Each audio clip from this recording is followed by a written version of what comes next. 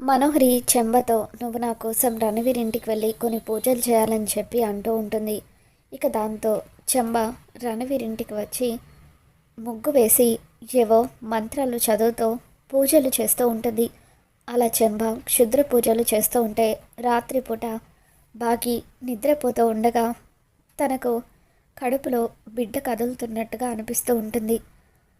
బాగి కడుపులో ఉన్న బిడ్డను చంపడం కోసమని చెప్పి మనోహరితో చేరి చెంబ ఏవేవో పూజలు చేస్తూ ఉంటే అప్పుడు బాగి కడుపులో బాగా నొప్పిగా అనిపించి బిడ్డ కదలికలు తీవ్రమవుతూ ఉంటాయి. ఇక ఒక్కసారిగా బాగి కేకలు వేస్తూ నిద్రలేచి గట్టిగా అరుస్తూ ఉంటుంది. ఇక దాంతో అమర్ ఎంతగానో కంగారు పడిపోతూ ఉంటాడు. తన ప్లాన్ వర్కౌట్ అయినందుకు మనోహరి హ్యాపీగా ఫీల్ అవుతూ ఉంటుంది. మరి ఇంతకీ బాగి మీద మనోహరి చేసిన క్షుద్ర పూజలు ఫలిస్తాయా? ఏం జరగబోతుందో మళ్ళీ మన ఛానల్లో తెలుసుకుందాం. ఈ వీడియో మీకు నచ్చినట్లయితే తప్పకుండా లైక్ చేయండి.